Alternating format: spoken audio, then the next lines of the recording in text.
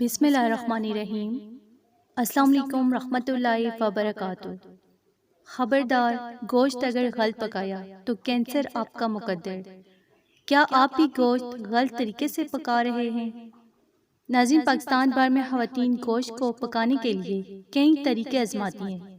بعض خواتین گوشت کو جلد سے جلد گلانے کے لیے گھریلو ٹوٹکوں کو بھی آزماتی ہیں، جو کہ اگرچہ غلط نہیں ہے، مگر جدید سائنسی غذائی ماہرین ان میں سے بعض طریقوں کو درست نہیں مانتے۔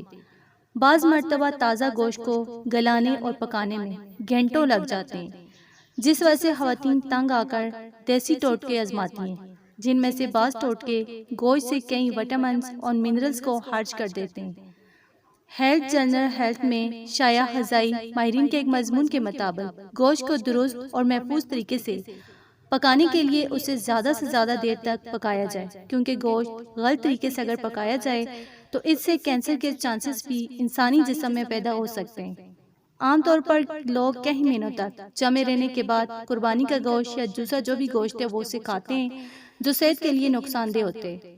اسی طرح قربانی کا گوشت ایک ماہ سے زیادہ ذخیرہ نہ کریں۔ پرانا گوشت مسوڑوں کو نقصان پہنچا سکتے ہیں اور کینسر کے خطرے کو بھی بڑھا سکتے ہیں۔ گوشت کو اچھی طرح پکائیں اور پھر کھائیں۔ اس کے علاوہ کوشش کریں کہ زیادہ مسالہ دار کھانا نہ کھائیں۔ بہت زیادہ گائے وغیرہ کا گوشت استعمال کرنے سے بھی دل کی بیماری اور کینسر کا خطرہ پیدا ہوتا ہے۔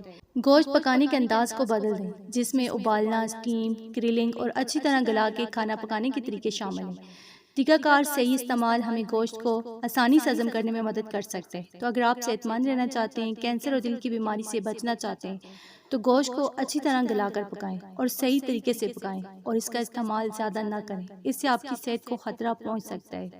تو اگر آپ کو ویڈیو اچھی لگی، اسے آپ نے لائک کرنا ہے، شیئر کرنا ہے اور چینل کو سبسکرائب کرنا ہے۔ جزاک اللہ۔